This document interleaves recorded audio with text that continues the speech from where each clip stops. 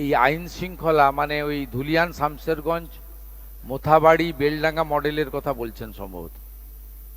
এরা প্রথমে একটু ভাতটা টিপে হাঁড়িতে যেমন আমাদের মা দিদিরা রান্না করলে দেখে না সিদ্ধ হয়েছে কিনা, একটু দেখেছিল আসানসোলে একটা ফাঁড়িতে হামলা করে আর পার্ক সার্কাসে কিছু পুলিশকে ঢিল মেরে। আমার মনে হয় তারপর থেকে আর কিছু দেখতে পাচ্ছেন না আপনারা, না পাবেনও না, বিশ্বাস রাখুন। আর যদি করে আমার থেকে কোনো খারাপ মুখ্যমন্ত্রী ওরা দেখতে পাবে না। কর্মসংস্থানমুখী, শিল্প বান্ধব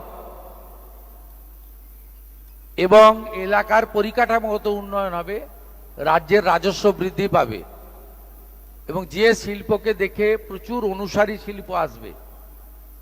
এই ধরনের কোনো উদ্যোগ নিলে আমার মনে হয় পশ্চিমবঙ্গের জনগণ এগিয়ে আসবে। তার জন্য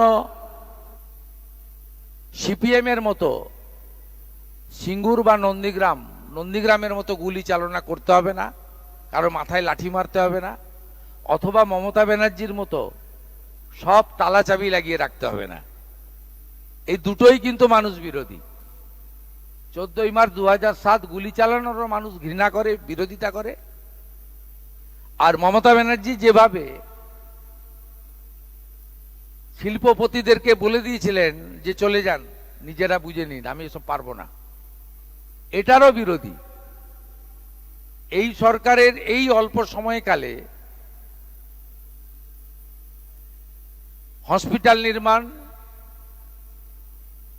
রেলপথ সম্প্রসারণ, জাতীয় সড়ক সম্প্রসারণ, বিএসএফকে জমি দেওয়া অথবা নতুন কোনো সরকারি পরিকাঠামোগত কাজ করার ক্ষেত্রে আমি নিজে দেখছি পশ্চিমবাংলার জনগণ এগিয়েছে।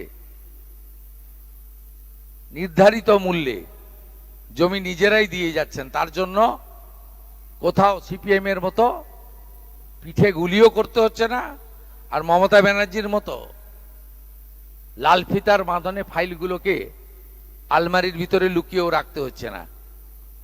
আপনার সদিচ্ছা, আপনার মানুষের প্রতি ব্যবহার এবং গোপনীয়তা না রেখে মানুষের কাছে সবটা সামনে নিয়ে গেলে পশ্চিমবাংলার জনগণ বেকারত্বের হাত থেকে মুক্তি চায়। তারা বিজেপি শাসিত রাজ্যের উন্নয়ন দেখে, কারণ বাঙালির তার সবচেয়ে বেশি পর্যটন প্রিয় বাঙালি, তারাই পর্যটক, ভরিয়ে দেয় দুর্গাপূজার সময়, শীতের সময় এবং সামারের সময়ও চলে গেছে অনেক জায়গায়। দেখবেন সিমলা, দেরাদুন, মুসৌরি ভর্তি বাঙালি। স্বাভাবিকভাবে তারা যখন অন্য রাজ্য থেকে ফিরে আসে আমাদের কাছে বলে যে কি দেখে এলাম, গুজরাট কি করে দিয়েছে, উত্তরাখণ্ড কি হয়ে গেছে, ইউপি কিভাবে দাঁড়িয়ে গেছে, পুনে নাগপুর কোথায় চলে গেছে, এই অল্প দিনে 2 বছরে উড়িষ্যা কি করে দিল, দুটো সিটি এক হয়ে গেছে আপনার ভুবনেশ্বর কটক, আর ভুবনেশ্বর পুরী এক হওয়ার পথে, আরবানাইজেশন, এত ছোট ইন্ডাস্ট্রি জাতীয় সড়কের দুপাশে। তা আপনাদের পশ্চিমবঙ্গে কিছু হচ্ছে না কেন, হলো না কেন? অতএব জমি কোনো সমস্যা নয়, নিশ্চিন্তে থাকুন।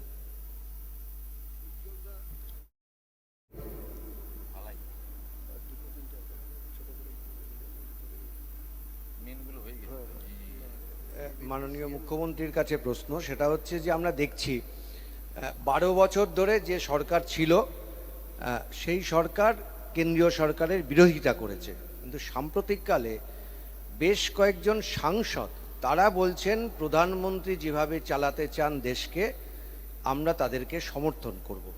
এই সংখ্যাটা 18-19, বাকি সংখ্যাটা এই মতে আসতে কতদিন সময় লাগবে বলে আপনি মনে করছেন?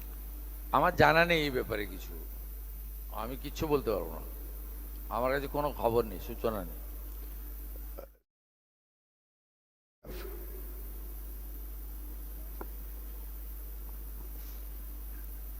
নমস্কার, আমার ইন্ডাস্ট্রি নিয়েই একটা প্রশ্ন। আপনি যেদিন রেলমন্ত্রীর সঙ্গে বৈঠক হচ্ছিল সেদিন বলছিলেন যে রেলের প্রজেক্টও যেন রাজ্যে পায়, কারখানা পায়।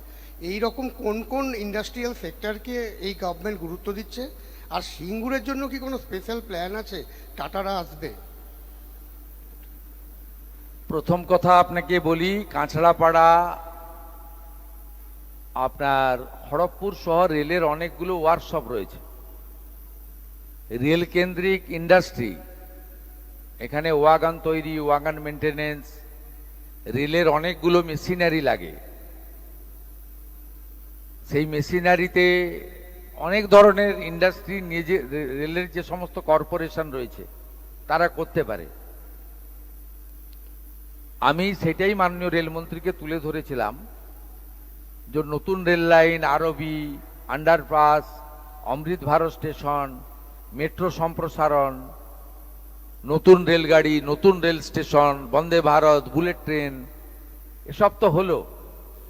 আপনার যে কটা এখানে ওয়ার্কশপ রয়েছে তার এক্সপানশন করলে আরো কয়েক হাজার ছেলে চাকরি পেতে পারে, এবং এখানে সমস্ত রকমের কাঁচামাল আছে, র মেটেরিয়াল রয়েছে। গড গিফটেড এভরিথিং পশ্চিমবঙ্গে, নেচার গিফটেড এভরিথিং। শুধু চুরিই করলেন তো, কাজ তো আর হলো না। বিগত সরকারের উদ্দেশ্যে এটা আমার বলা। তাই রেলমন্ত্রীকে অনুরোধ করেছি তিনি এই দিকটাতেও নজর দিন। উনি যা বলেছেন আপনারা নিজেরা লাইভে দেখেছেন। মাননীয় রেলমন্ত্রী বলেছেন যে তিনি এই সংক্রান্ত বিষয়ে তার যে পশ্চিমবঙ্গ মিশন রয়েছে, উন্নয়নের মিশন, তাতে যুক্ত করবেন। এটা এক নম্বর গেল। দ্বিতীয় নম্বর হচ্ছে স্পেসিফিক সিঙ্গুর এবং টাটা। এটা নিয়ে আমি এই মুহূর্তে আপনাদের বলবো না। প্রথমত বলি, টাটাকে এখানে আনবো আমরা, এবং সিঙ্গুরে যে জমি, সেই জমি সরকারের হাতে এখন নেই। বিগত সরকার তার মালিকানা ওখানকার কৃষকদের দিয়ে দিয়েছে, বা ওখানকার জমির মালিকদের দিয়ে দিয়েছে, যারা ওই জমিতে না সর্ষের চাষ করতে পারছেন, না আলু ফলাতে পারছেন, না ধান করতে পারছেন। ফাইনালি যে মাছ চাষের চেষ্টা করা হয়েছিল বিগত সরকারের সময়, না মাছ চাষ করতে পারছেন। ওই মাটির সঙ্গে টাটার রড, সিমেন্ট সবকিছু মিশে রয়েছে। ওই মাটির নেচারই চেঞ্জ হয়ে গেছে।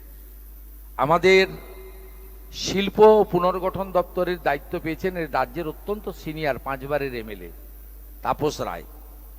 শিল্প দপ্তরের টিমও ভালো রয়েছে। ইতিমধ্যে আমার কাছে বহু বহু প্রকল্প এসে গেছে। আমি বিগত সরকারের মতো মিথ্যাচার আর ফটো সেশন করতে চাই না।